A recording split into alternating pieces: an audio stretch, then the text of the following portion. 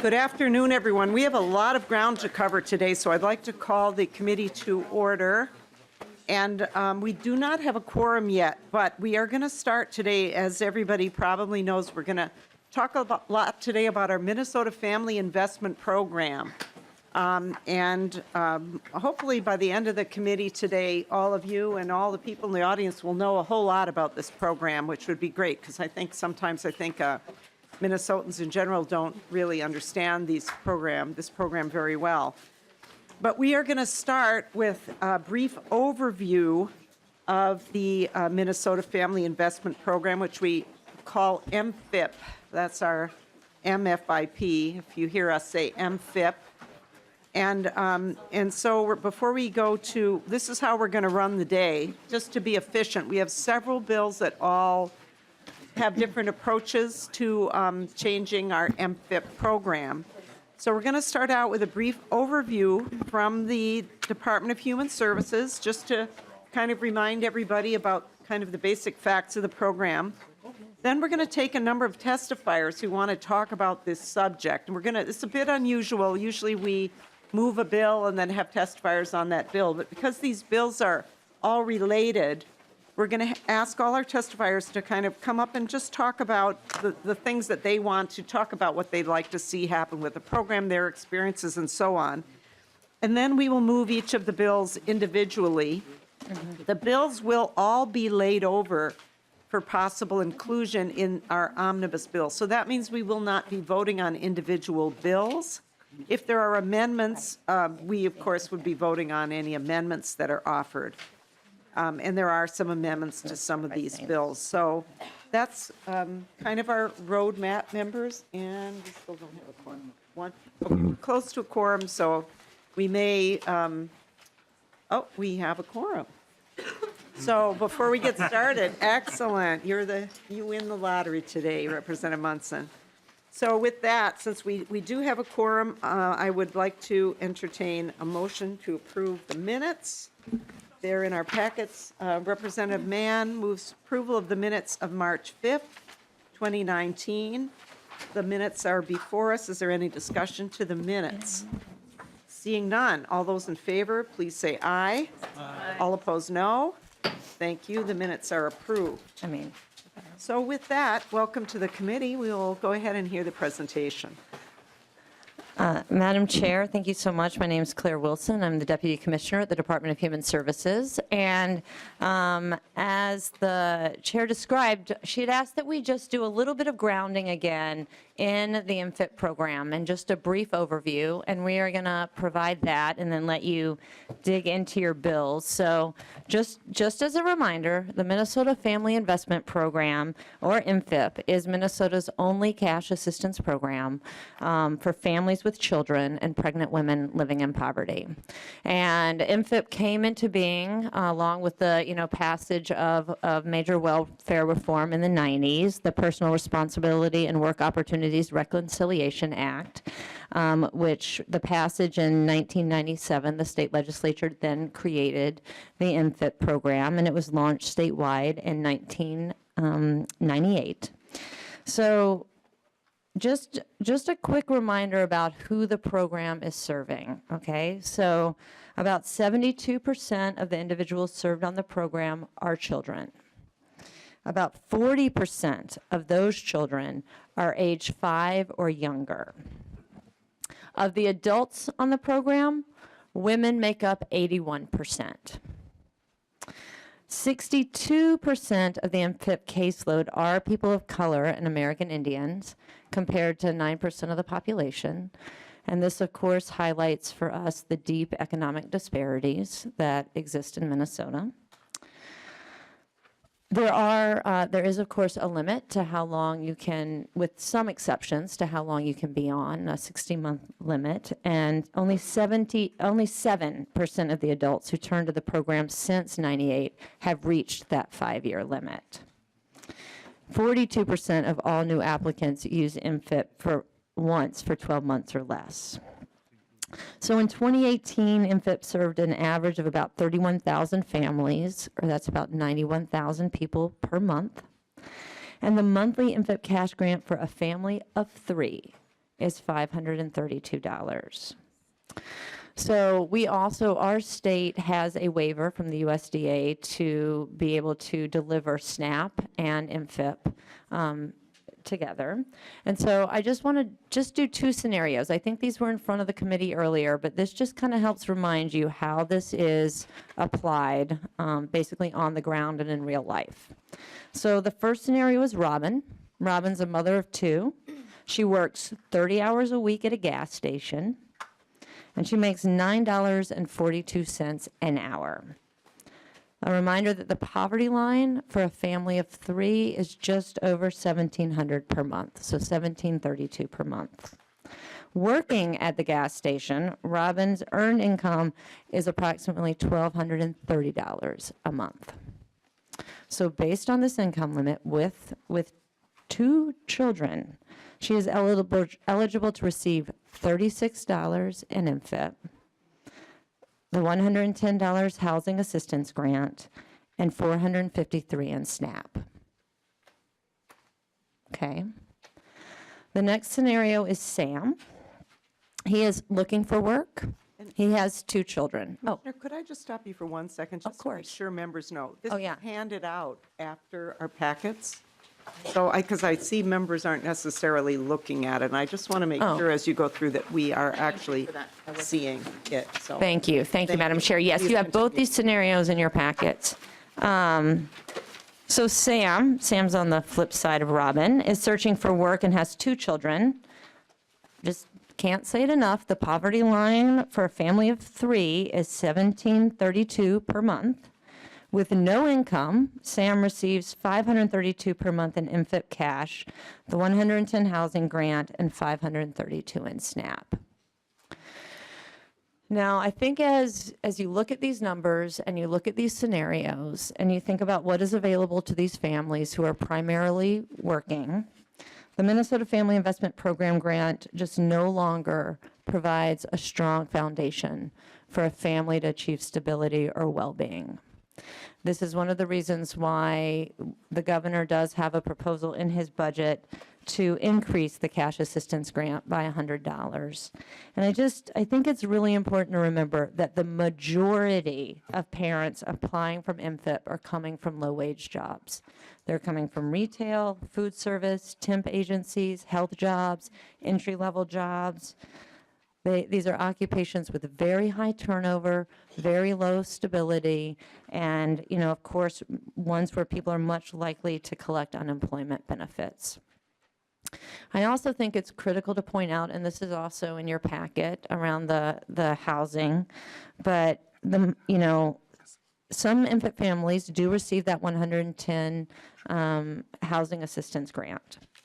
Now, and I said this before when I was presenting the governor's budget, but I think it bears repeating over and over. In 1986, the HUD fair market rent for a two-bedroom apartment in the Twin Cities was $480. Today, the fair market rate for an apartment is $1,151, the same apartment. The number of homeless families with children has grown almost fourfold since 1986.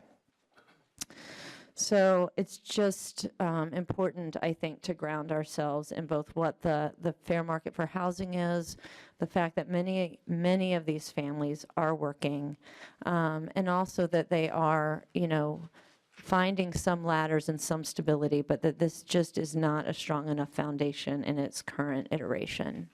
I would also just add that the counties, the tribes, and the state have been working together on thinking about program simplification, because these are very complex programs. And so that work has been underway to really try to create some greater predictability for Minnesotans and their families. So that's a brief kind of high-level overview, and if you all have any questions, the amazing Deb can respond to them.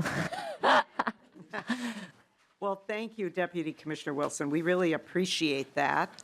And we have returned to this topic a number of times. I do want to point out to members, too, that Ms. Pugnelli from House Research made a very helpful chart for us that is in our packets as well.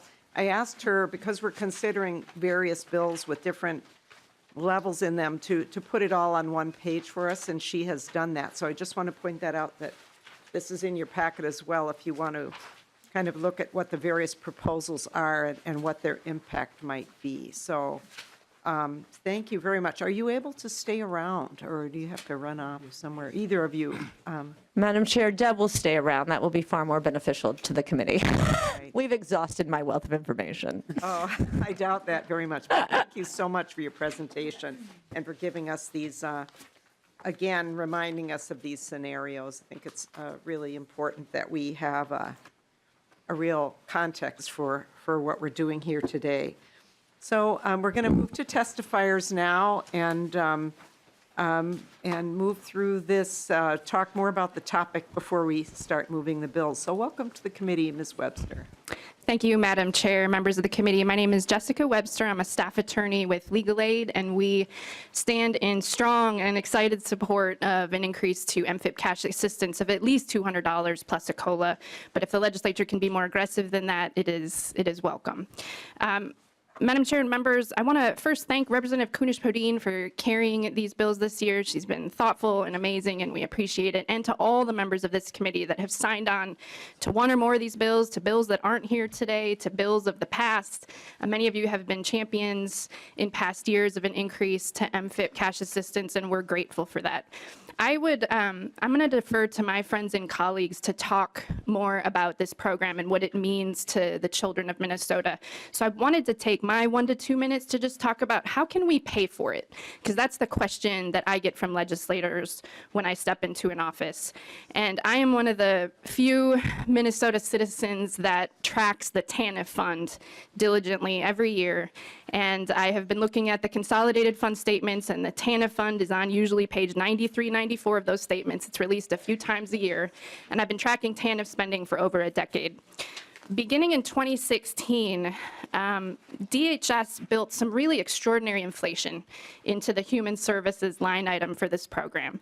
I'm not suggesting malfeasance or any wrongdoing. I think forecasting is an art.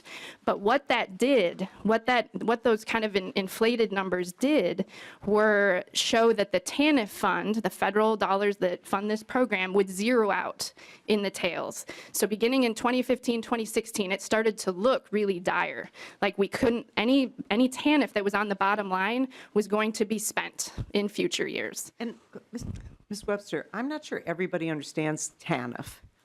Could you just, give us the plain English? Yes, Madam Chair. Yeah. Madam Chair, TANF is Temporary Assistance to Needy Families. It's a federal block grant that comes to Minnesota. Staff can correct me, but I think it's about $280 million, our TANF block grant, that comes to Minnesota that has to be used for a few major purposes. It's for families with children. It's a somewhat restricted fund to families with children, but there's wide latitude on what you can use those funds for. Thank you. And so there has been underspending of that TANF block grant for several years. So beginning in 2015, we left $45 million on the bottom line unspent. 2016, we left $63 million.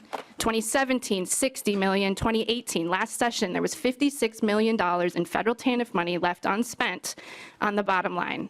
And the reasons for that are that we have been kind of projecting this growth and investment in MFIP that never materialized. And I think any of the people that work on the ground in this program will tell you they know that caseloads are the lowest they've ever been. We've had falling caseloads.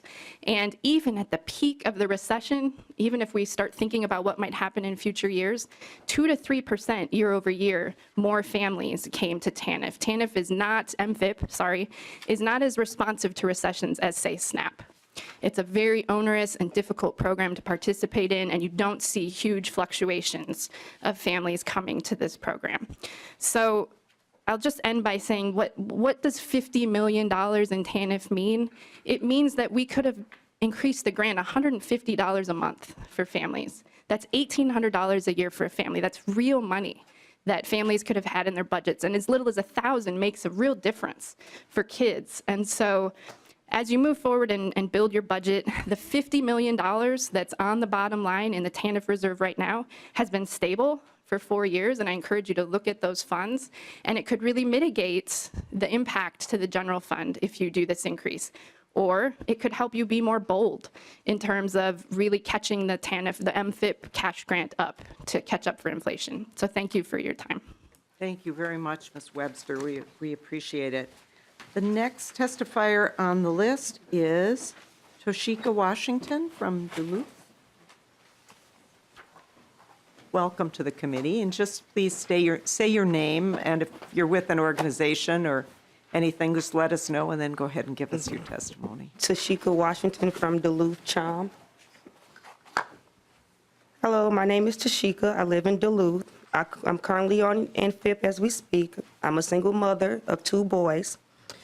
I'm a resident leader of the Steve O'Neill's apartments. I used to be homeless. I fell into a hard situation, domestic violence. I currently can't work at this moment. I have really bad seizures, and I'm trying to get that figured out now. My health is getting kind of worse, but if it wasn't for MFIP, me and my family would have nothing to stand on. The last 2 years of not having my own place, I got a place now with the Steve O'Neill that helped me with paperwork. While I was homeless, I did not have an address. I was unable to access MFIP, and I was unsure of who I was supposed to turn to for help. I have now been on MFIP for 6 months. I have a peace of mind. I have not missed one payment of rent, which is at the Steve O'Neill's. I can buy hygiene supplies, Dollar Tree for my boys. They love Dollar Tree. Okay. Some of my shortfalls from the MFIP affect my children and myself. I have a 16-year-old. He's in a size 12 shoe. And with the money that I get for MFIP, it's just not enough. You know, being a single mother with 2 boys, he's 16 years old, he's 200 pounds. So once I pay my rent and I have to get him a pair of shoes, I can't afford anything else for my other son. So I think with the increase would be very, very helpful to single mothers like me and everybody else, because it's just really hard. It's really hard.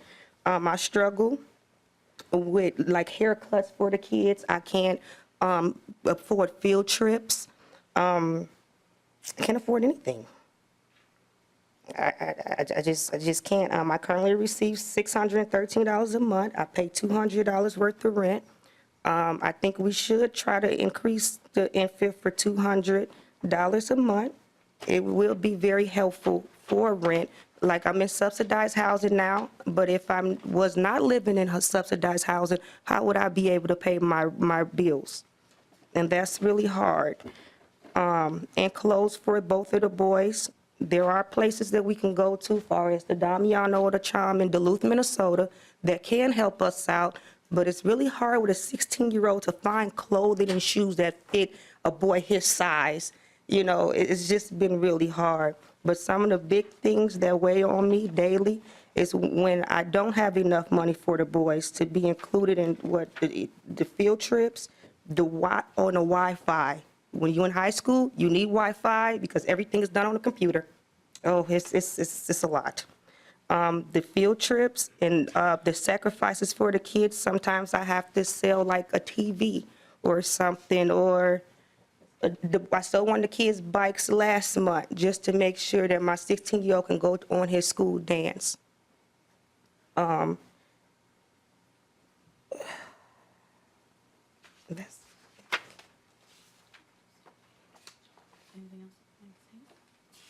Yes. I think that we really should have an increase because it's really hard for single mothers. It's just really, really hard for me, really hard. And thank you from the bottom of my heart for listening to my story.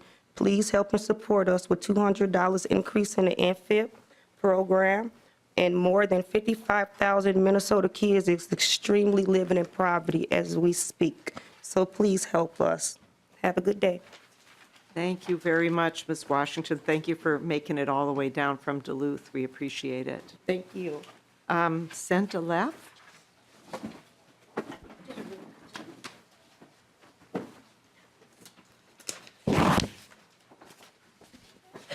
Good afternoon, Madam Chair, Members of the committee, my name is Senta Leff. I'm the executive director of the Minnesota Coalition for the Homeless, and we represent about 150 member organizations from every legislative district in the state. In addition to that, I was once a little girl whose mom accessed MFIP. This was me around the time, the last time that MFIP received a cash increase back in 1986. I know I have a short amount of time, so what I want you to remember as you consider this bill moving forward is that MFIP is a de facto unemployment insurance program. You've already heard the vast majority of people who access MFIP do so immediately after losing a low-wage job. The unemployment insurance program has kept up with the cost of inflation. MFIP clearly has not. If we were making a request to you that represented the cost of inflation, we'd be asking for an increase of well over $1,000 a month. The connection to affordable housing, MFIP is the most commonly accessed public program among homeless families, and family homelessness has quadrupled since shortly after the program became stagnant. We have bipartisan support for this bill, for which we're incredibly grateful.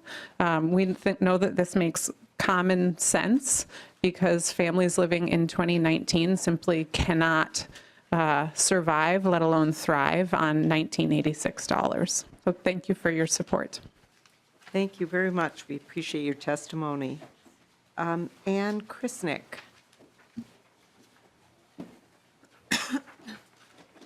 Welcome to the committee. Thank you. Good afternoon, Madam Chair, members of the committee. I'm Ann Krisnick. I'm the Executive Director of the Joint Religious Legislative Coalition, which is made up of the Minnesota Council of Churches, the Minnesota Catholic Conference, the Jewish Community Relations Council, and the Islamic Center of Minnesota. We have members of faith across the state working on justice and kindness, I would say, on most issues. We're here in support of any bills that raise the MFIP grant, and I just wanted to talk a little bit about what we see in our faith communities. People come to churches and synagogues and mosques for all kinds of reasons. Sometimes it's food, sometimes it's diapers, sometimes it's medicine. It's often basic cash assistance for the most basic of needs. And our faith communities operate food shelves, and they have diaper drives, and they host medical clinics, and they provide assistance, but that's not nearly enough. All of our faith traditions teach that we must care for every member of our community, and that's especially true for the poor and vulnerable. And you could go to most any of our congregations, and at some point you'd hear them quote Deuteronomy, which says, "Open your hand to the poor and needy in your land." As Santa Leff just testified, for many people on MFIP, this is their unemployment. They're working low-wage workers or low-wage positions, part-time. They don't qualify for unemployment, and so they're ineligible, but they may participate in MFIP. And the program's working. The average length of time that someone is on MFIP is less than a year. We all want Minnesotans to move into economic stability, and this is a program that does that. You've heard that 7 out of 10 recipients are children, that 40% of those children are under 5. We know that 80% of brain development happens in the first 3 years of a child's life. Our faith communities know that every one of those children is created in the image and likeness of God. And in order to protect their dignity, we need to make sure that they are adequately sheltered and clothed and fed. The call to love our neighbor and care for our neighbor surely requires that we help these families. We urge you to increase the tax grant, the cash grant, and thank you for the opportunity to testify today. Thank you very much, Ms. Krisnick. We appreciate your testimony. Doug Mitchell. Welcome to the committee. Thank you. Madam Chair and members, thank you for this opportunity to speak in favor of House File 799. I'm Reverend Doug Mitchell. I serve on the board of the Joint Religious Legislative Coalition.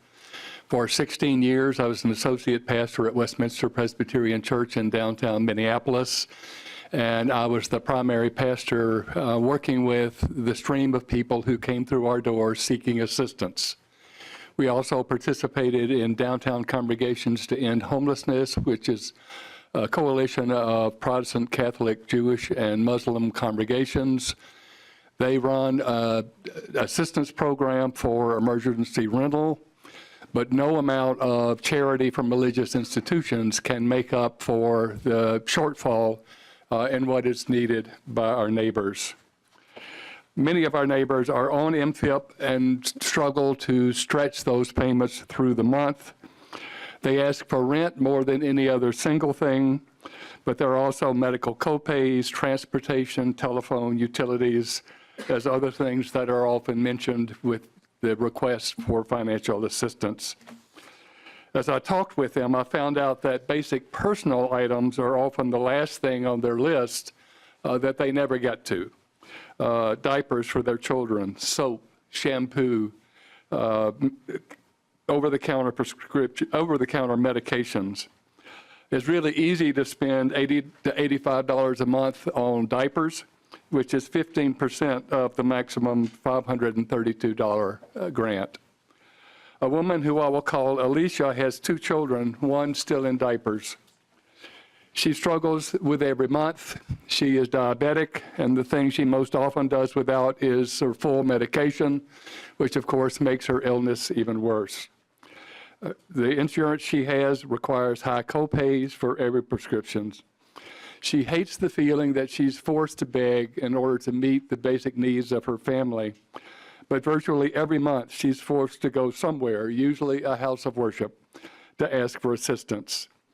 The extra $50 a month, building to $200 a month, would be a tremendous help, and the 2% increase would guarantee that we don't go another 30-plus years without raising the amount. The writer of Proverbs tells us, "Those who oppress the poor insult their maker, but those who are kind to the needy honor God." I urge us all to honor rather than insult our Creator. Thank you. Thank you very much for your testimony. Stephanie Hoganson. Welcome to the committee. Thank you. Good afternoon, Madam Chair and members. My name is Stephanie Hoganson. I'm the Outreach Director at Children's Defense Fund Minnesota. CDF advocates for Minnesota children and families with a focus on the needs of children of color, American Indian children, and our lowest income children who face a steeper ladder to success. Thank you to the bill authors and to the entire committee for dedicating a hearing to increasing the MFIP cash grant. As you've already heard, an overwhelming majority of the people accessing this program are children. And to kind of add to the statistics that already have been out there, 1 in 10 of the people accessing the program are an infant under 12 months.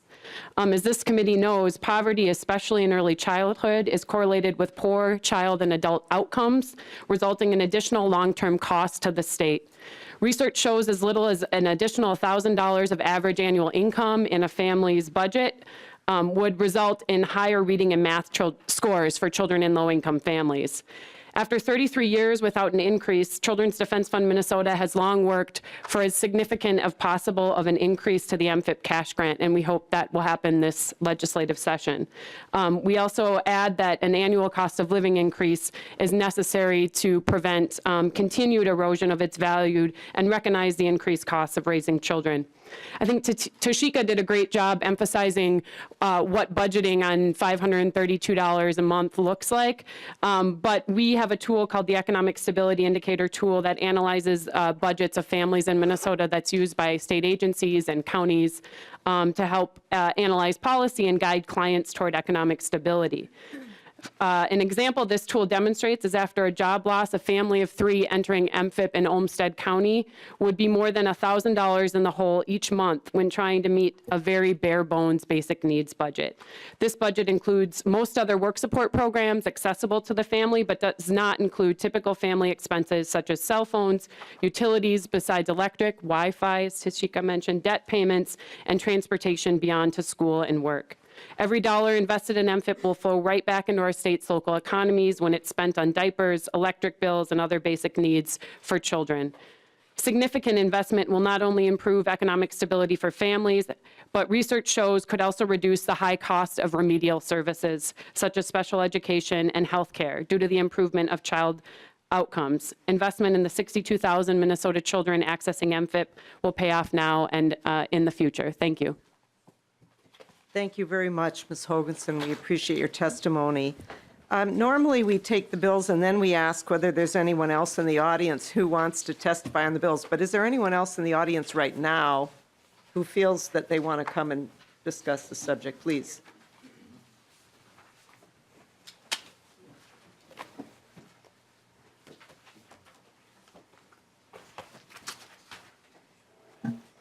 Welcome to the committee. If you would just tell us your name and where you're from, and go ahead. Yeah, my name is Tom Sampson, and I'm from Pax Christi Catholic Community in Eden Prairie, part of the Justice Ministry at Pax Christi. And a couple of years ago, the JRLC proposed a $100 a month increase in MFIP. And I sat down, I'm a numbers person, and so I sat down and figured out how much that would cost the average taxpayer. And it came out to about the same price as a movie ticket. Not very much. And then I compared it to the amount of money the taxpayers have spent on football stadiums in the last, the Gopher Stadium, the Viking Stadium. And I came to the conclusion that we have our priorities mixed up in this state. So let's put the priorities where they belong and take care of our neighbors. Thank you. Thank you, Mr. Sampson. And the page will give you a sign-in sheet if you would give us so that we can get your contact information before you leave. Thank you. Welcome to the committee. Madam Chair, committee members, I'm Sue Watlow-Phillips. I'm the Executive Director of MICA, the Metropolitan Interfaith Council on Affordable Housing, as well as Vice President of the National Coalition for the Homeless. I want to thank the incredible work Welfare Rights has done for years and years on trying to help us increase the resources for the MFIP program. Back in 1986, we actually fought a 30% cut to this grant that was happening when I was president of the Minnesota Coalition for the Homeless. So MICA is very strongly supportive of a significant increase, and we support doubling it. So we would support House File 309 and encourage you to get this program back in shape so that we are actually providing for the basic needs of our folks as they're on the program. Thank you. Thank you very much. And also, if you would let the page get your information, that would be very helpful. All right, seeing no other, do we have someone who'd like to say something? Are you coming down to speak? Yes. Okay, please.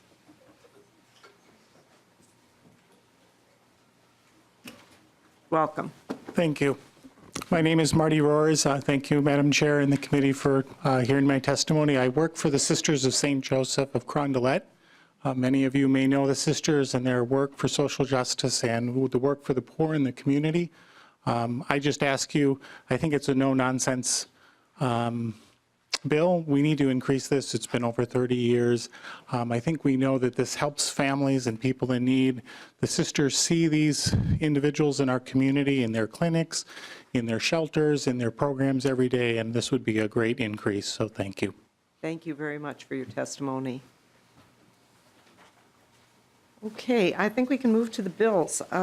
We will first, so we're going to change the order just a bit. We're going to start with House File 799, Representative Kunesh-Podein, and then Representative Hausman has a bill, and she needs to go, so we're going to put her up second, if that's okay. So the second bill that we will hear will be House File 1272. So Representative Kunesh-Podein, welcome to the committee, and Representative Kunesh-Podein will move House File 799 to be laid over for possible inclusion in the omnibus bill. Welcome. Thank you, Madam Chair. And I've invited my partner here, Representative Noor, to share this spot with me. He's very passionately committed to this legislation, and I asked if he would join me here. Oh, that's great. Thank you. I myself am very proud to carry this legislation, mostly for a lot of different reasons, but back in 1986, Minnesota was really good to me and provided the assistance that I needed at a very tough time in my life. And I received this kind of assistance not once, but twice in my lifetime. And had it not been for the resources that Minnesota has put out there for our families and our communities, I probably would not be sitting here today. I would not have been able to keep my house. I wouldn't have been able to support my children. I wouldn't have been able to continue on with my education. And for those reasons and many, many more, I'm very, very proud to carry this legislation. It's almost unfathomable to me that back in 1986, when I was receiving these levels of assistance and barely getting by, that we have that expectation today that this is something that will actually help or move folks out of poverty or out of really strong hardship. And so, members, I would like to turn it over to a representative here, and he's going to explain the bill a little bit, and then we ask for your support. Representative Noor, welcome to the committee. Thank you, Madam Chair. This is House File 799, which we're considering increasing the MFIP transitional standard. And quite frankly, you've heard about from every testimony that for over 30 years, nothing has changed. To give you a little bit of my background, I've worked for Hennepin County as a financial assistant person. That was way back in 2000, and a couple of years I have issued MFIP benefits. This is not about helping those poor who are not doing much work. The individuals who have got hardships, the individuals who are looking for support at that point in their life. So when we issue benefits, you will hear their stories. You will see what they're going through. And for us to consider the amount that we're giving, and when somebody is not living in subsidized housing, the rental in my just neighborhood for 3-bedroom, it's going to cost you more than $2,000. Can you tell me where they can find a housing? See, this process is also creating multiple issues. So we need to consider the individuals who we're providing support. This is an investment to help individuals reach self-sufficiency. This will help them find the employment they're looking for. Instead of looking for multiple jobs just to get by, they will be able to utilize the resource they're getting to help their families to have stable lives so they can consider themselves getting good education, good jobs, and focus on the future of their kids. This proposal addresses the increase of MFIP by $50. I think the language has changed based on the request from DHS. On the other hand, I've worked with most of the folks at the DHS addressing the system needs. Bringing a change takes some time, and we want to get it right.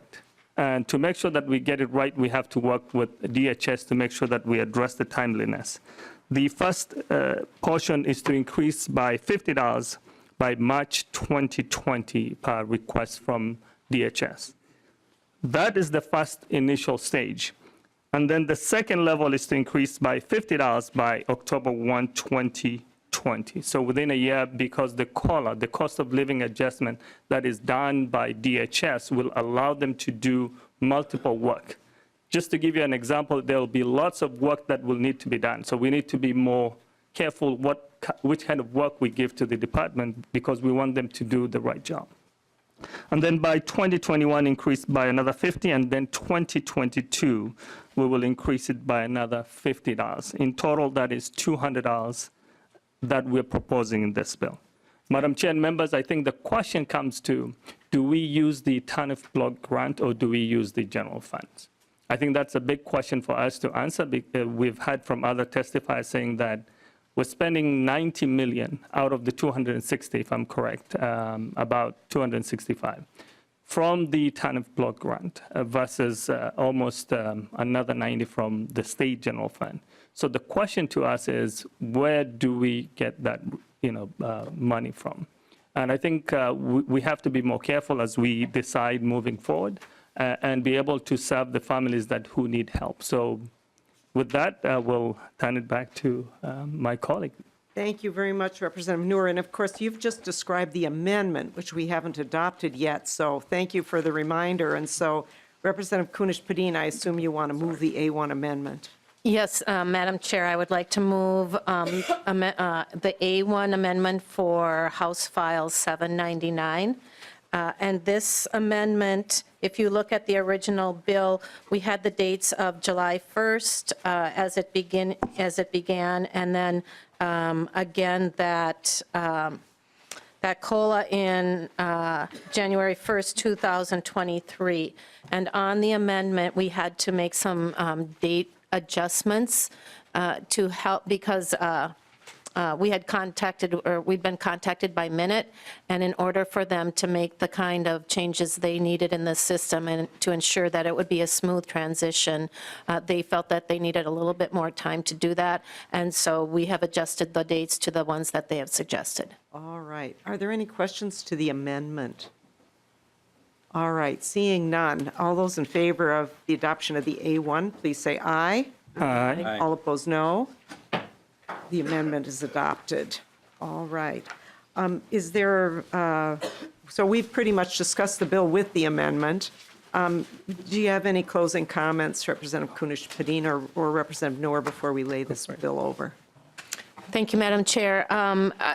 I would just like to ask for the support of all of our legislators here to ensure that, as Representative Noor said, that we're not just helping folks get by, but that we're helping them get ahead. And we would appreciate your support on this bill. Thank you very much to both of you. And so House File 799, as amended, is laid over for possible inclusion in the omnibus bill. Thank you. So we will take up now House File 1272.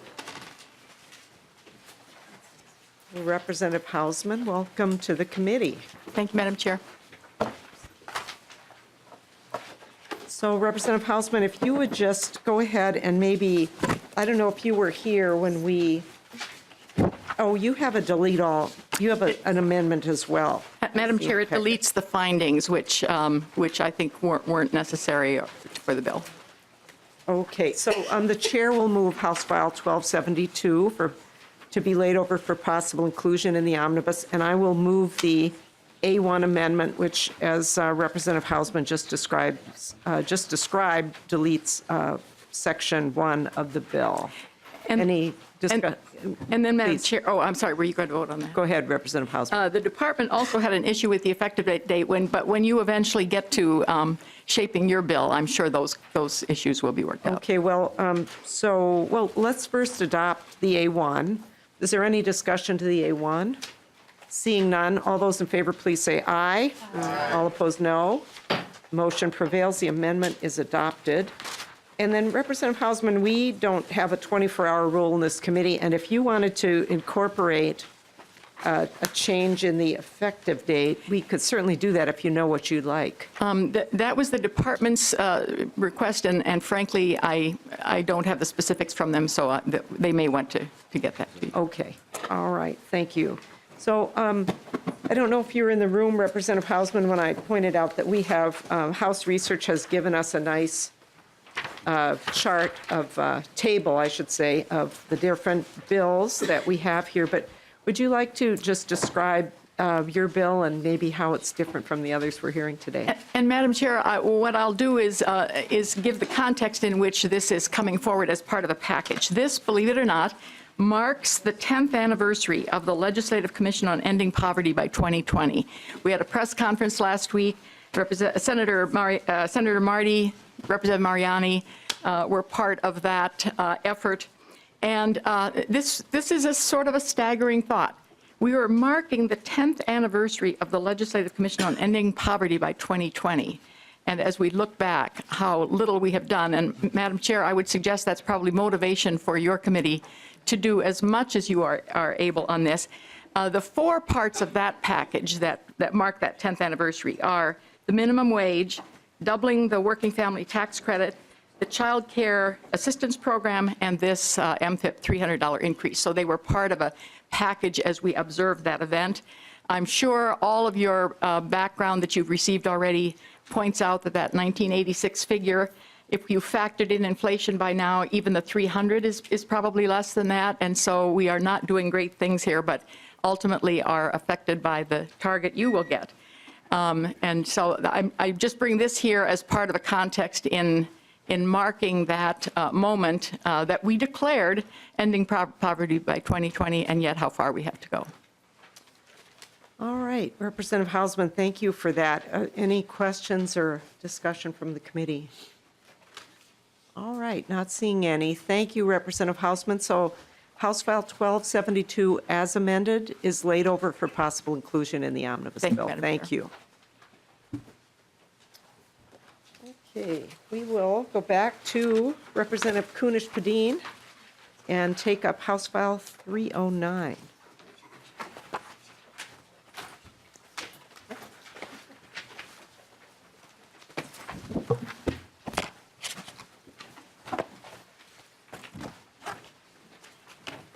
And so Representative Kunesh-Podein is going to move House File 309 for possible inclusion in the omnibus bill. Representative Noor, welcome back as well. And why don't we just start by moving the A1 amendment, the author's amendment, and get the bill in the shape in which you'd like to discuss it. And so I assume, Representative Kunesh-Podein, you wanted to move the A1? Madam Chair, yes, please. I would like to move the A1. It makes some technical changes in the verbiage and also, again, corrects some of those dates that will allow a minute to create a smooth transition. Okay. Any discussion to the amendment? Representative Loeffler. Thank you, Madam Chair. And I won't object to the amendment, but I do think we need to get a fuller written response from DHS on why just adding a dollar amount to a grant amount requires a year's delay for programming. We just need to have a better understanding of why people have to wait one more year for the computers. Okay, thank you, Representative Loeffler. And maybe I hope, let's see, I think the DHS staff is still here, and maybe we can get that response before the end of at the end of the hearing, not now. But so, and of course, these bills are being laid over, and so we can make adjustments. We can still make adjustments. So, any other discussion to the A1 amendment? Seeing none, all those in favor, please say aye. Aye. All opposed, no. Motion prevails. The amendment is adopted. So, go ahead, please, Representative Kunesh-Podein and Representative Noor. Thank you, Madam Chair. And once again, I think I will pass it over to Representative Noor to explain this. Representative Noor. Thank you, Madam Chair. This is a bill that actually addresses the TANF block grant, but it also goes to address the need to increase the cash grants, which includes general assistant. And that amount is a cut. I don't know. It was not included in the handout, so trying to find the amount. 200. It's currently 203, so we're going to be increasing to. You have the numbers? I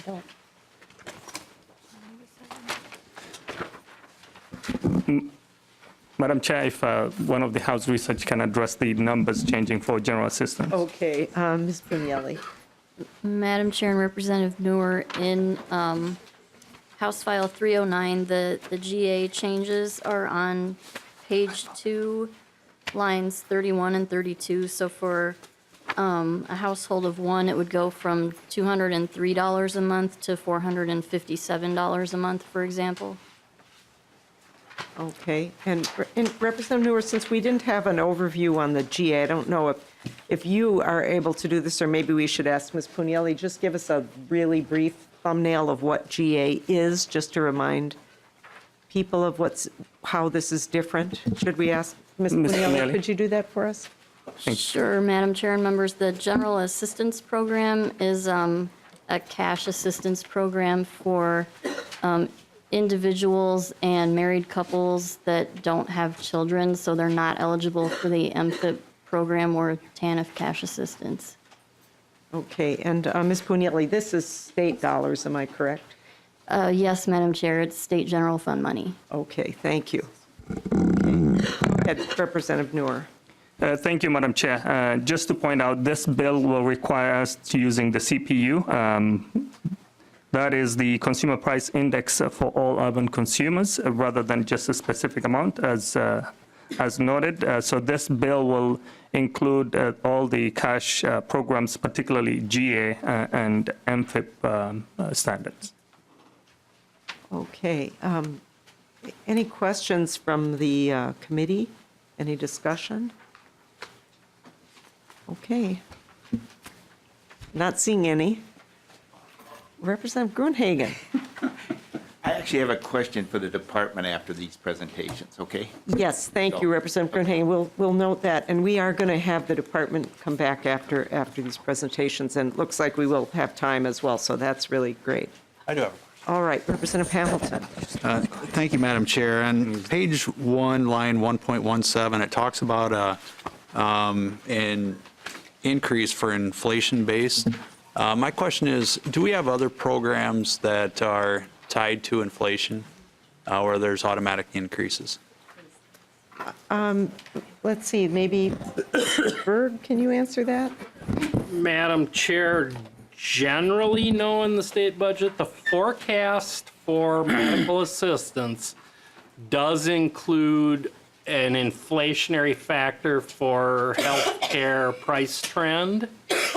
But then we, of course, correct the actual down the road. So this would actually put inflation into the grant and drive the expenditure. So I'm not aware of any place where we actually directly inflate the benefit, but I could be wrong.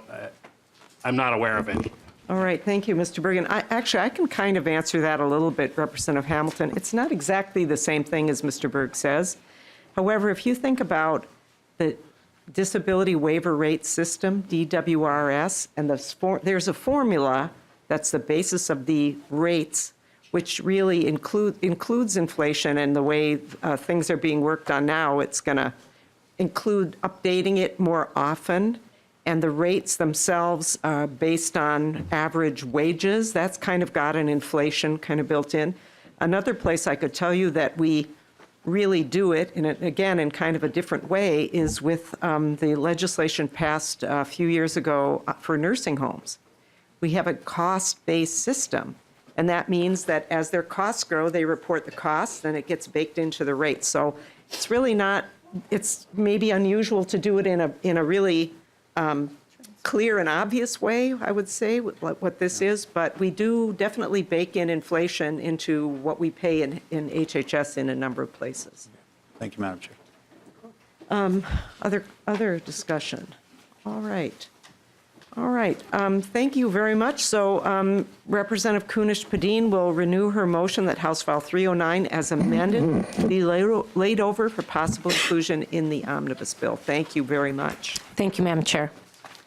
And then Representative Kunesh-Podein is going to stay there because we're going to have now an informational hearing on House File 522. Yes. And members, the reason we're doing that is because we don't actually have the bill. It is in policy, I believe.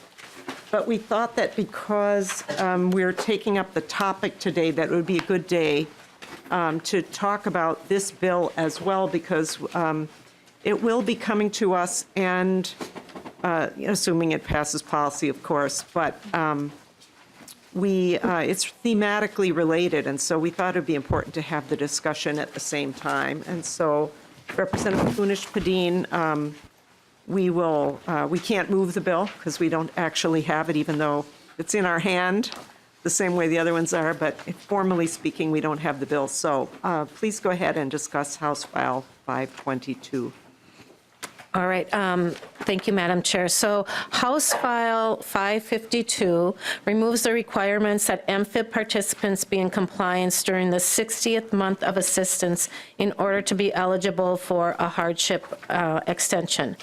The bill also removes the requirements that employed MFIP participants be in compliance for at least 10 out of the previous 12 months when they hit the time limit in order to be eligible for hardships and extensions.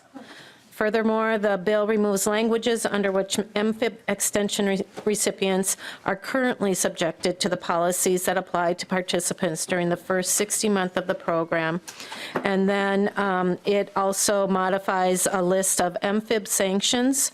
And I would like to then turn it over to the expert to explain some of those things. All right, Ms. Webster, welcome back.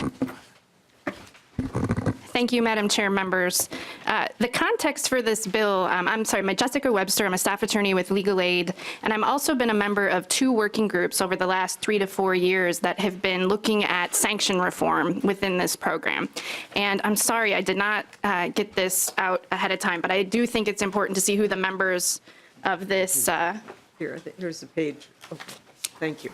The members of this working group were, because it did have broad-based county, provider, DHS, advocate involvement, and they were sometimes difficult meetings. I don't think this bill goes nearly as far as advocates would like. I think it might be a little bit of a push for some counties, but we felt like this represented good compromise in the program. So to give you a little bit of context, the Minnesota Family Investment Program is a really fantastic program in terms of it's a lifeline, fantastic in the way that it's a lifeline to some families, albeit very underfunded. The dark side of MFIP are sanctions. What sanctions mean are that when families and parents make a mistake in this program, make a mistake on paperwork, make a mistake on missing a meeting or an orientation, miss some hours in an employment plan, there are very significant penalties and consequences for making those mistakes. Federal law requires Minnesota to have sanctions, to have consequences for these mistakes. So we can't fully get rid of sanctions. However, how we build our sanction system and how we build our penalties, Minnesota has a lot more latitude on, and Minnesota has adopted a very onerous, burdensome, and deep penalty for making these mistakes. I would argue that I don't think the architects of welfare reform and the architects of the Personal Responsibility and Work Opportunity Act contemplated that any state would not increase its grants since 1986 and then would possibly penalize parents $200 to $300 a month for not submitting paperwork requirements in a month. Minnesota is might be the only state that has monthly household reporting, and so there is a tremendous amount of paper coming at families, a tremendous amount of paper that has to be returned to the counties. Many states have modernized their systems. We have not. We're still paper-based. And so there are, what this working group was charged with doing is making sure that pretty much 2 things. 1, a paperwork mistake should never lead to eviction and homelessness. And 2, sanctions should be simple, easy to understand, and easy to correct. And as much as I'm an advocate for families, I have developed an extraordinary sympathy and empathy for counties that are charged with doing these policies and these practices and working through these sanction policies. They're very complicated. You can just look at this bill and read through it and see how complicated sanction practices are. And there are errors. There are a lot of errors that get made. And so to give you a couple of examples that Legal Aid has dealt with recently, moms being sanctioned for missing hours after they've had a baby. DHS has gone back and corrected some of those errors. People who have been sanctioned who are homeless and have missed paperwork notices and have missed paperwork requirements and then face a $200 to $300 cut in a very small grant. So these can be devastating consequences for family, and in total, DHS estimates that we're withholding $9 million. We're taking back $9 million from low-income families who make these mistakes. And that is, in the context of a program that hasn't increased since 1986, it can be devastating for families. So I will turn it back to Representative Knorr and Representative Kunesh-Podein. I'm just here as a working group member, and I'm happy to talk about some of the specifics of this bill and the mechanics and what it does, if that's helpful. All right. Thank you very much, Ms. Webster. And so there's a question. Should we take a question now on this topic, right? Yes, Representative Baker. Thank you, Madam Chair. And Ms. Webster, thank you for that.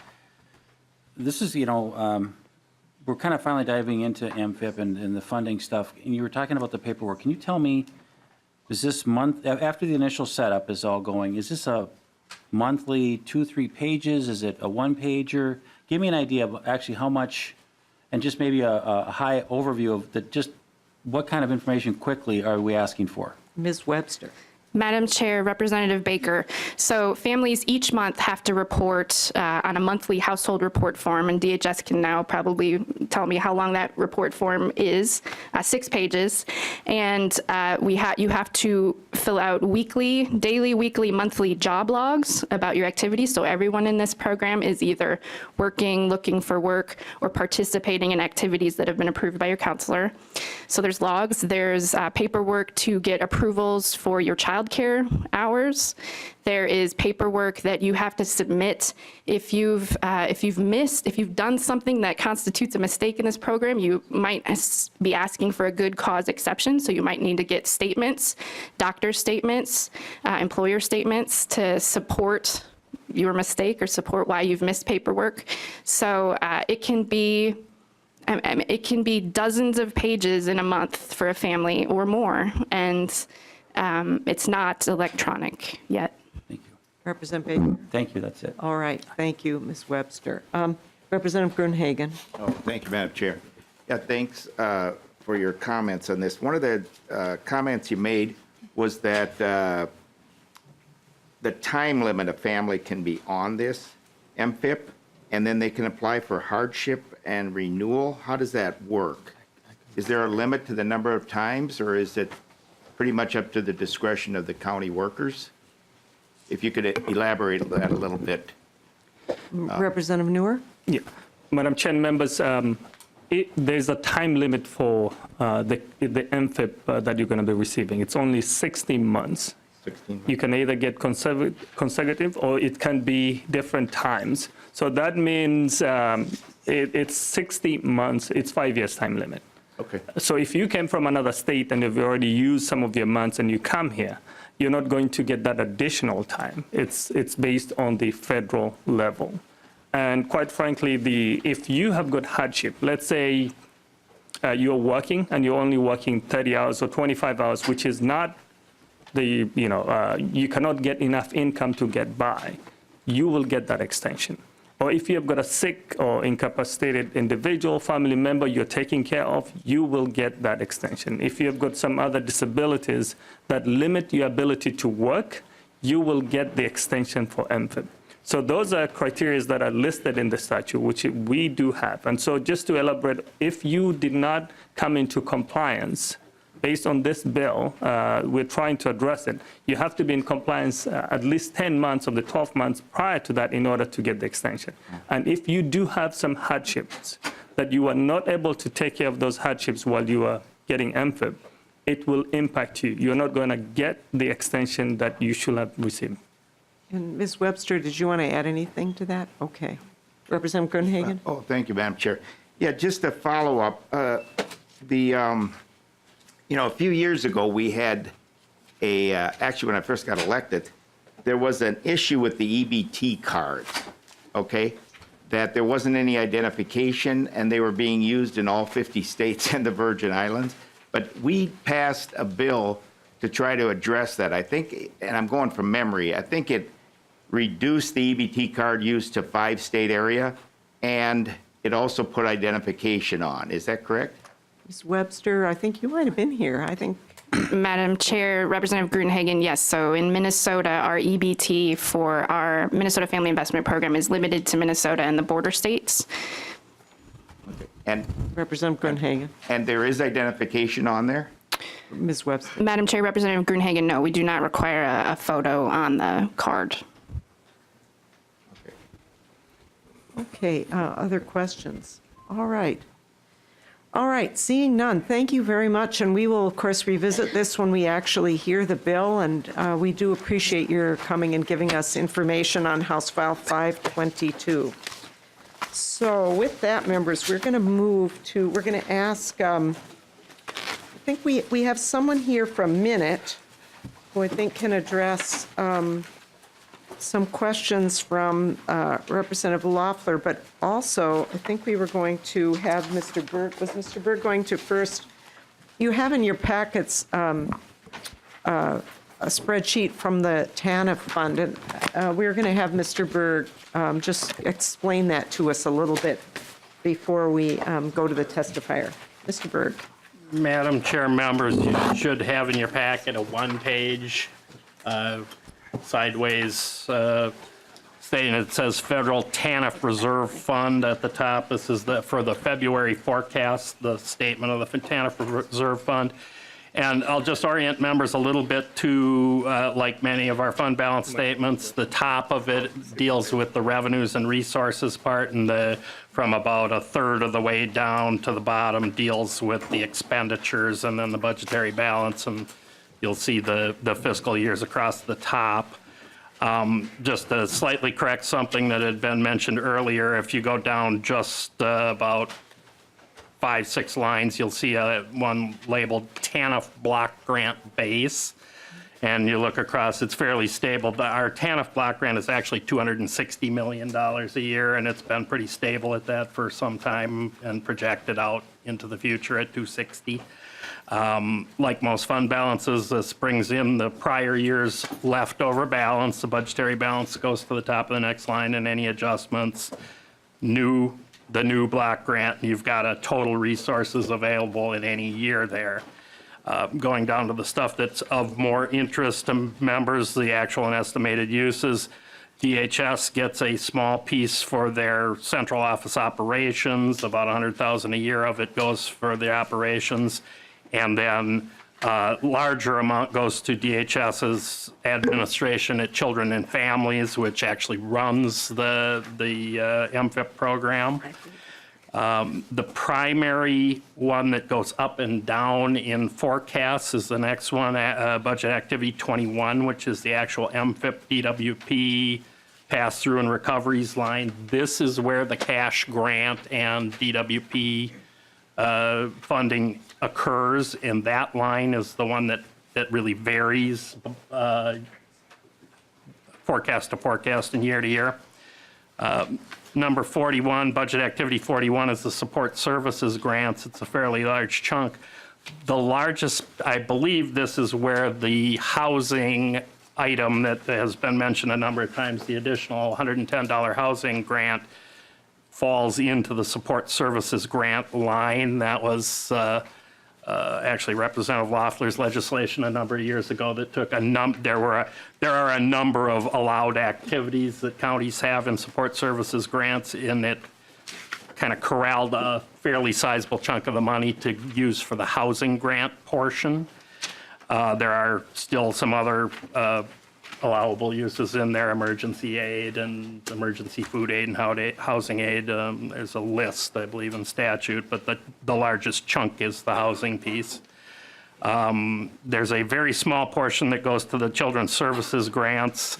That's a grant line that deals with children's welfare protection, that is child welfare protection activities. And then there's an administrative reimbursement pass-through, which I believe mostly goes to the counties.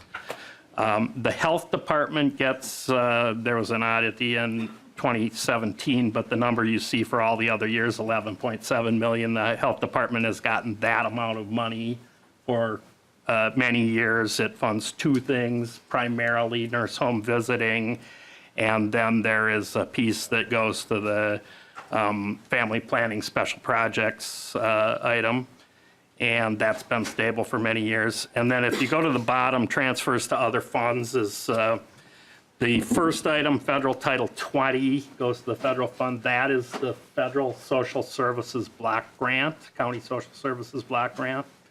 The next line down is the portion of TANF that goes to the child care program, which goes into the Child Care Development Fund along with federal child care development dollars, and then also state funding pays for child care programs.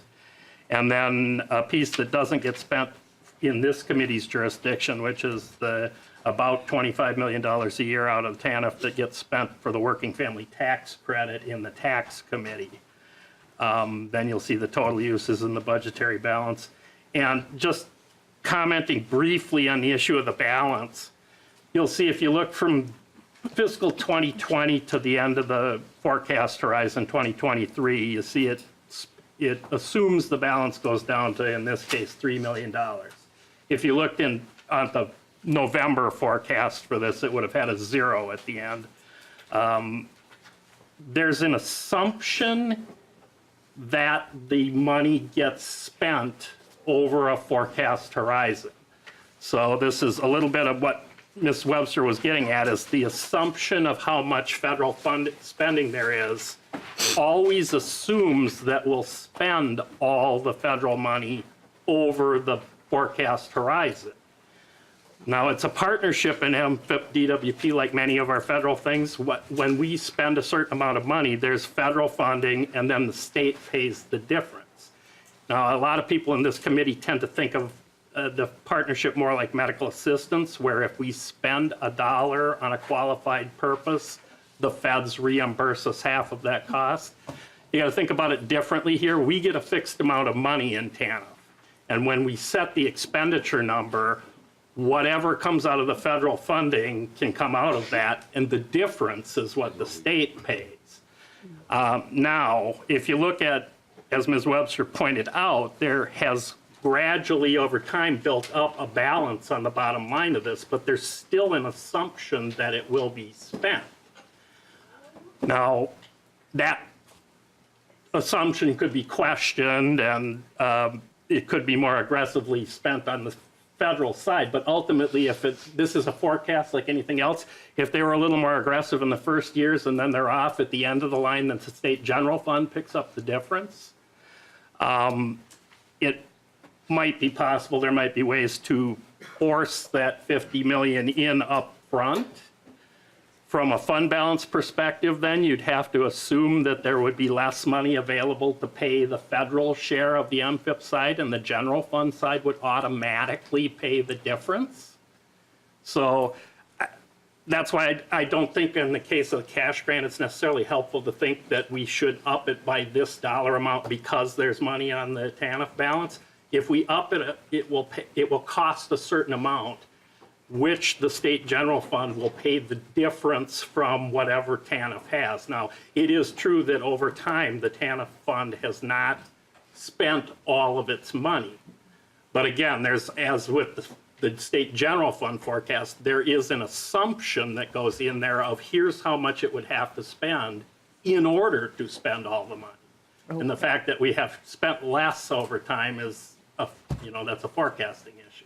Okay, thank you very much, Mr. Berg. Okay, so welcome to the committee. If you could just please tell us who you are. Madam Chair and members, my name is Deb Tibstra. I am the Director of Application Services for Minute Services, partnering with DHS.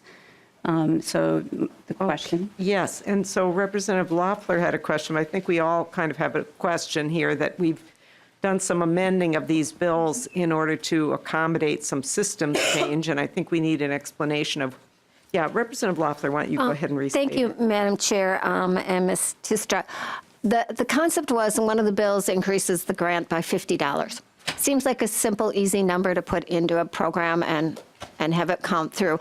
And yet the authors were asked by DHS to delay it for a full year in order to allow for the computers to be reprogrammed. And I would like to have a better understanding of why it would take a full year to make that simple a change in a grant standard. And Ms., I'm sorry, tell me your name again? Tibstra. Tibstra. Yep, Thank Tibstra, yep. Madam Chair. Please go ahead. Representative, that is an excellent question. I'm happy to address that. The three bills that we were asked to estimate the minute estimate is actually ranges from 5 to 10 months, depending on which of the three bills it is. So I'll walk you through the changes that we're going to make and then see if you have any questions. Certainly the table change itself, the changing of the grant of the cash portion of the grant to $50 is one change that we have to do. But the bulk of the changes that we are actually doing is to go out and identify and apply the changes in a consistent manner. So the table change is just one change. The rest of the changes are what we call a mass change, so that we go out for all of the MFIP clients and find them all at the same time and apply that change consistently and timely so that no one is getting the increased benefit earlier than the others. It's that change, creating that program to go and identify and recalculate, redetermine the benefits, approve that, do the notice changes, is the bulk of that estimate. Additionally, this is the first time, as many people have testified, in 30 years that we've changed any kind of a cash grant here. And the tentacles for those cash grants actually impact other tables as well. So that is a base for several other tables and also affects the SNAP grant as well, or the SNAP benefit. So it's these adjustments that we have to do all timely and consistently all at the same time, impacting SNAP as well. So it's more than just a table change, but I certainly can appreciate why you think it might be more. Representative Loeffler. Well, thank you, Madam Chair, and Ms. Tibstra. I know you're dealing with ancient computer systems, and but we did implement the $110 a month housing assistance grant. If we instead maybe change the eligibility for that or modified that, since we have an updated system for getting that out, would that be able to be implemented much more quickly? Ms. Tibstra. Chair, Representative. So I can't speak to what it would take to do that particular change. You are correct that this is an aging system. Today actually marks a unique anniversary for me. It's 30 years today that I was brought in to actually help create the Maxis system. So this is, I like to think that I'm not old, but this, there's some truth to that we're aging. As far as the 110, if changing that eligibility would impact it, I would need to come back to you and see what that estimate would look like. Well, thank you, Madam Chair. I mean, I just think we need to know what the technology options are, and sometimes I think we get kind of a price tag of doing the ultimate in reprogramming when actually we want some just practical problem solving. And so as someone who's worked on the system for 30 years, just think back. Mm-hmm. Is there a little lever somewhere that we could adjust to make things happen? Because it's really frustrating for us when families are facing increased cost of living in every aspect of their life, to not be able to make what seems like a really minor change in amount. And I'm not saying that you're wrong. I'm just saying to have to wait that long to make a difference. And if there's other routes that we could go that would be more efficient, I would be open to them. Ms. Tibstra. Madam Chair and Representative, we would love to talk more with you about that. I mean, as far as, we gave the best estimate that we could with the information we had at the time to have that dialogue and to come back with, there are other levers potentially that we could pull, different ways of putting together how to attack this. And because obviously we want to see this benefit get out, along with everyone else as quickly as possible. Thank you, Ms. Tibstra. Representative Loeffler. And thank you, Madam Chair. As you're looking at options, we heard in the testimony, you probably heard it too, that we're the only state that requires this monthly paperwork, which employs, it's not just the recipient who has to fill that out. They have to send it in. It's got to get scanned. It's got to get reviewed, all those sorts of things.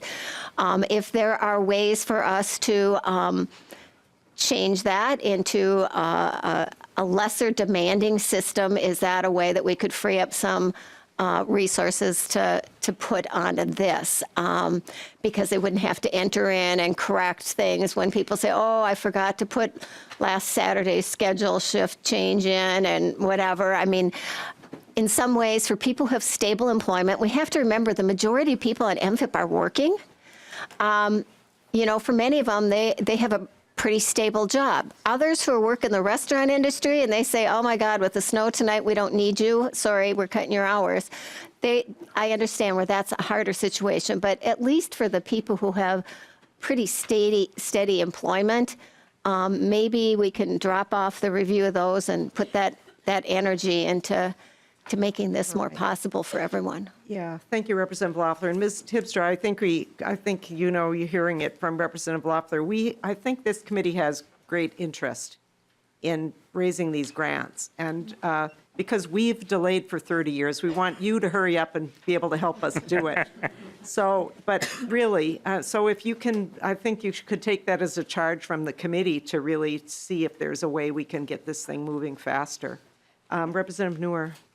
Thank you, Madam Chair and members. I just wanted to say thank you to my former boss, Deb. This was, happy 30th anniversary. I've been there with you and many of my colleagues at the state. I know we're addressing not only one program, we're addressing DWP, which is not included today, which I wanted to also mention that because it's also going to be impacted by this change. I'm hoping we'll get the bills ready for DWP and also for the GA. So multiple programs at the same time. Do you think the timeline that we have will be more sufficient, or do we need to be thinking how to stagger that process? Madam Chair, Representative, the estimates that we did take into consideration the three bills. One of them did take into consideration raising the GA grant as well. That one of the timelines that we gave for that did take that into consideration. Additionally, the tentacles that I was referring to, or I was intending to refer to, as we change that transitional grant for MFIP, the impacts to DWP and requiring that upgrade as well were included in the estimate. Thank you. Thank you, Madam. Thank you. And yeah, and congratulations on your 30 years, and thank you for your service to the state. And, you know, one of the things, and I'd like DHS to come up, please, again, because we have questions. Thank you very much. I just wanted to comment in the meantime that, you know, the OLA, the Office of the Legislative Auditor, just put out a report on Minute, and of course, we've all talked about MNLARS and that whole debacle. And one of the big messages is that before we try to program stuff, we need to simplify it. And this is probably absolutely one of those things. And when we had the hearing, the informational hearing on this program, I think we learned, our eyes were really opened, I know mine were, about how unnecessarily complicated it is. So I'm kind of hoping that DHS is working on and can give us some suggestions about how to streamline, because we are going to need to upgrade these systems that we have, and it's going to cost the state a lot of money. And boy, we better get it right and get the streamlining done first.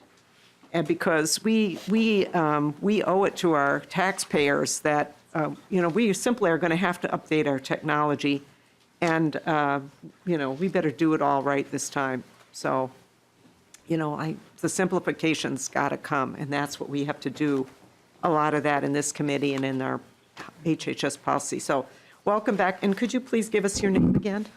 I'm Deborah Schlick. I work in the Economic Assistance Employment Supports Division of DHS. Thank you very much, Ms. Schlick, right? Yep. Okay.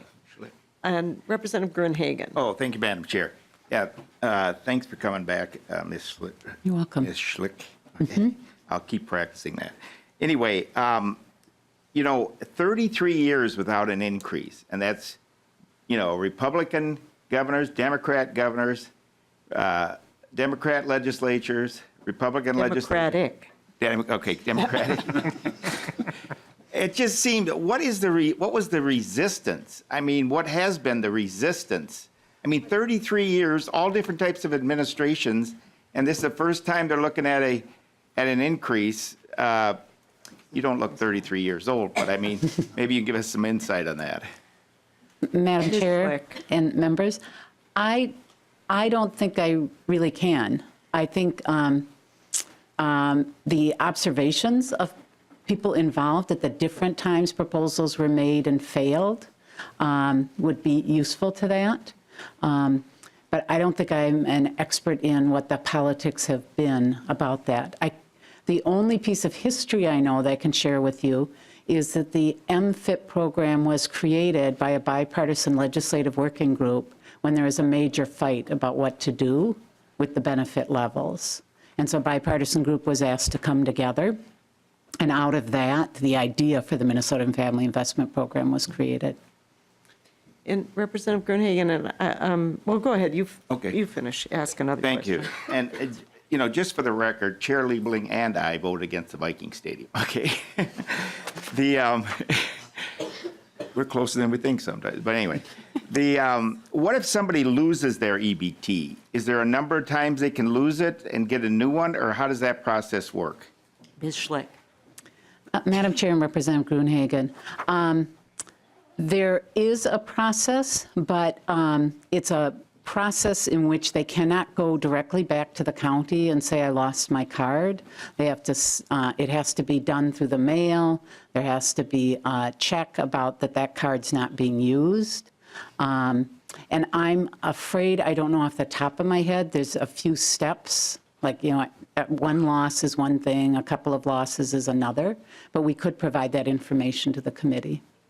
All right, Representative Gruenhagen, thank you very much. And I just wanted to comment, too, to sort of my, view of why, because we can't really ask them why, because it's really we who haven't done it. We, the legislature, the political body. And I would say that when I started here in 2004, that this was kind of a politically, it was kind of the third rail of politics.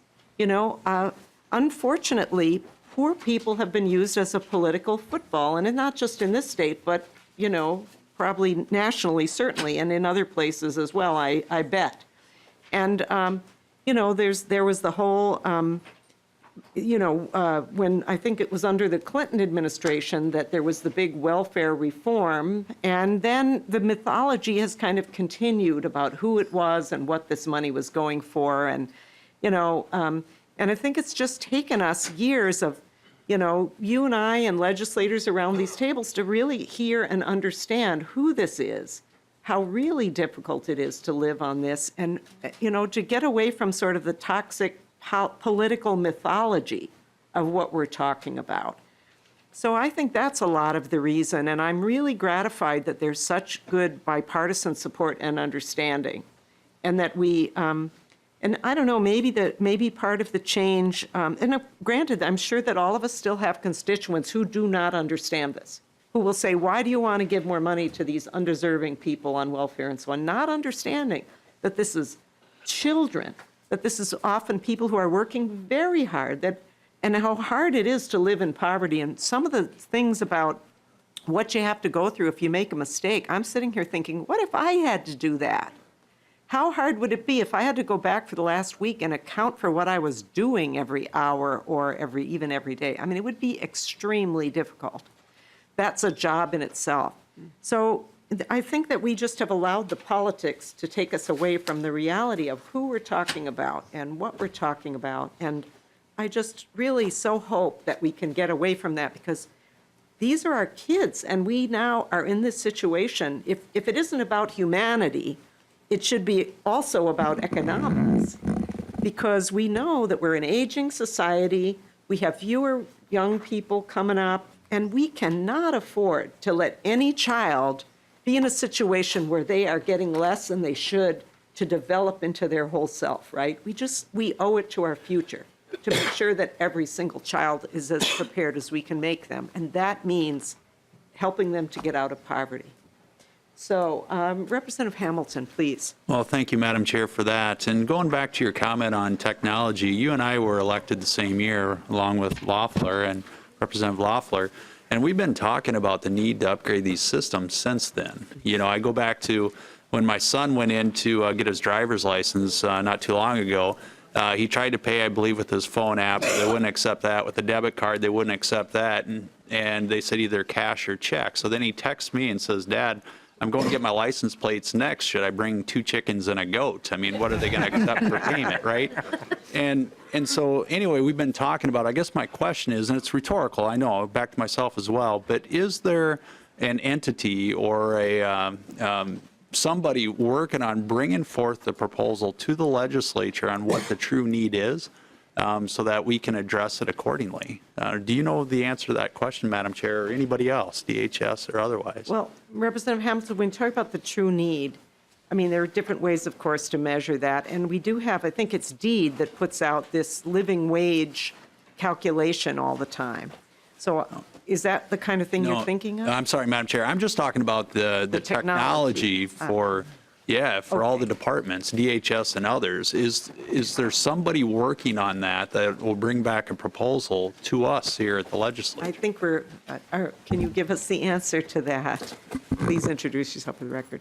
Thank you, Madam Chair, members of the committee. I cannot give you an answer to that because I'm not part of the team that is working on it, but I can certainly go back to the office and get some information and provide you with that on the work we are doing, because obviously, like all of you, we are aware that our systems are aging and need to be updated. And please give your name for the record. I'm sorry, Jennifer Sommerfeld, CFS, Children and Family Services. Okay, all right. All right. So we are at the end of our time, members, and Representative Loeffler, you're going to get the final word. And then Okay, well, Madam Chair, and Doug Berg shared with us how, if we overestimate here, we might end up with risking some state dollars. But I would just say state and county dollars are at risk on every step of this, because you can't find housing in the metro area in most of greater Minnesota for under $500 a month.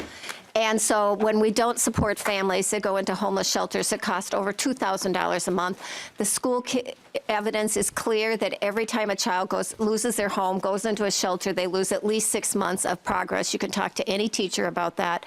And we're being asked increasingly to fund food shelves, to fund all these support services, because we won't give people the dignity of having a budget that they can manage and meet the basic needs of them and their kids. So it has other implications for other parts of the budget as well. Thank you very much, Representative Loeffler. Thank you, members. Thank you to all the testifiers. We really appreciate your coming to testify today. And with that, we are adjourned.